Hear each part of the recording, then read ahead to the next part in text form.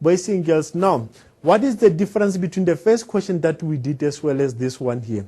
The first question that we did, we had 2 turning points. That is why we have used 2x value at the turning point to say we substitute 2 in the derivative, we also substitute 5 in the derivative. Now to find the value of c, now we said let us take 1 point at the turning points, because we know that when we substitute x, you get the corresponding y value.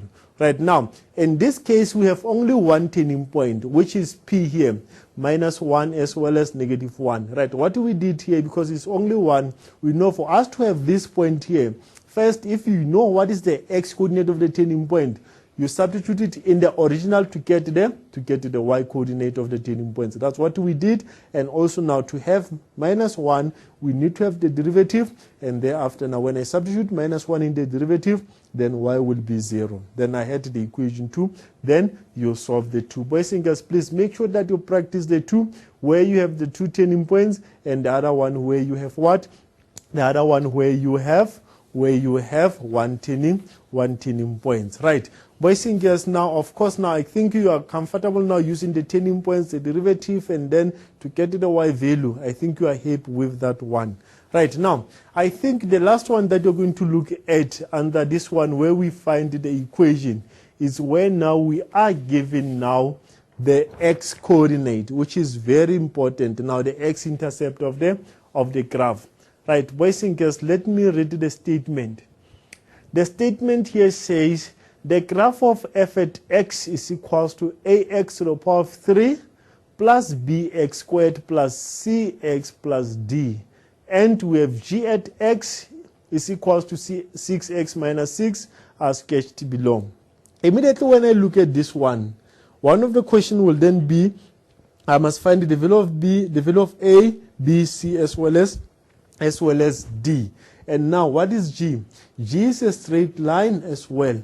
Right, now boys and girls, now we have a, the coordinates of a, there is a -1 and 0. Here is a -1 and 0. And the coordinates of c, 3 as well as 0. These are the x-intercept of f. I'm happy now I have the x-intercept of f. Now the graph of f has the turning point at a. What is this a?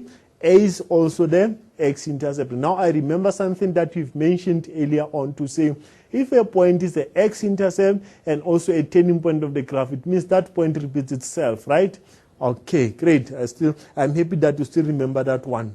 And as well as the other turning points will be at b. Right, d is the y-intercept of f. Now e and d are the points of the intersection of the graph of f as well as the graph of g. Right, boys and girls, now we need to identify the given information. Right, the first question here says what? Show that a is 2, b is -2, c is -10, and d is -6. Of course, now to get to this one here, right, let us look at what is it that is given here. We have the x-intercepts of f. Right, boys and girls, you remember from the quadratic as well. From the quadratic that if you are given the x-intercept, you can now say a into x minus x1 and then x minus x2, right?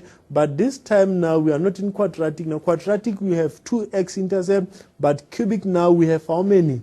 We have 3 now, x3, right? Now of course that is a.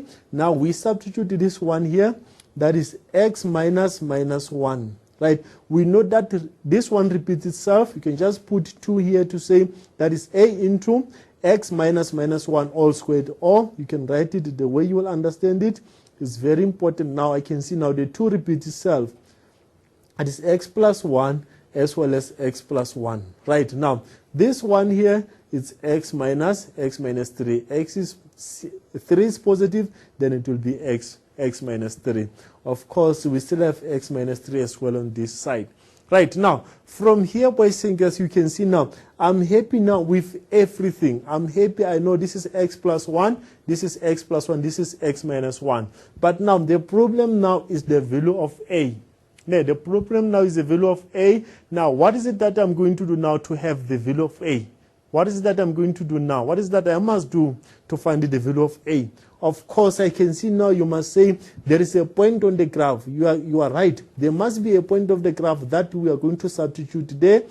Substitute d. which is 0 and minus 6, to have the value of a. Right, now let us substitute our y here. It's a minus 6, then a into x is 1, x is 0 plus 1, and 0 plus 1 as well, and the other one is 0 minus 3.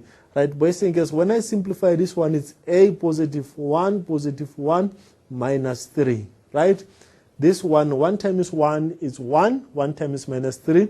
Therefore, we are going to have minus 3a is equals to what? Is equals to a negative 6. Thereafter, from this one, now I divide by minus 3.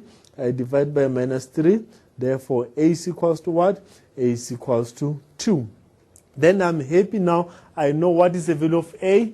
A is a 2. Therefore, we take a now, we substitute it back here to say, we set f at x is equals to a is 2 into x plus 1 as well as x minus 3. Therefore, from here now we multiply to the brackets.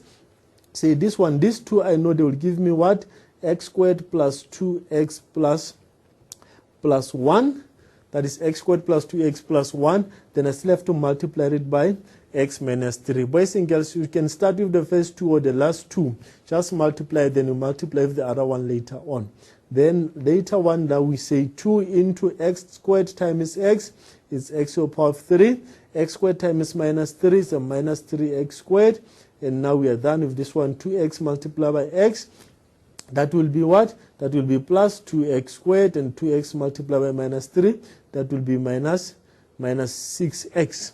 That will be minus 6x. 1 times x is a plus x. 1 times minus 3 is a minus 3. Of course, put this inside the bracket so that I still have to multiply them by what?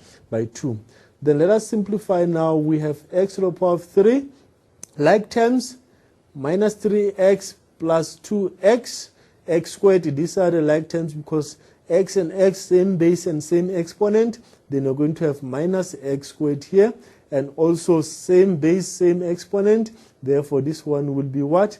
This one will be minus 5x. Of course, minus 3 here. Then I multiply by 2. That will be 2x to the power of 3 minus 2x squared minus 10x minus 6. Then immediately from here, I can now see to say, therefore, a is equals to 2, b is equals to minus 2, c is equals to minus 10, and d is equals to what? D is equals to negative 6. A is equals to 2, b minus 2, and c minus 10, and d is equals to negative 6. Of course, boys and girls, when you compare your answer with this one, now you can see that a is 2, b is minus 2, c is minus 10, and d is minus 6. Of course, right, I believe that what we have learned from these three examples that I did, boys and girls, the first one we had 2 turning points. Of course, you know what is it that you do there? You find the derivative, and then immediately after that derivative, you do the substitution. The second one, we had only 1 turning point. Of course, we did that one. We substituted 1 in the negative 1 into the original to get the corresponding y value, and we also used the derivative. Then we substituted that x into the derivative to get y to be 0. Right, this one also, it means now also you can be given the x-intercept now to do what? To determine the equation of the cubic functions. Boys and girls, what's important is you must remember that if this point here is the x-intercept as well as the turning point, it's very important to know that the point repeats itself, right? It's very important to remember that that point repeats itself.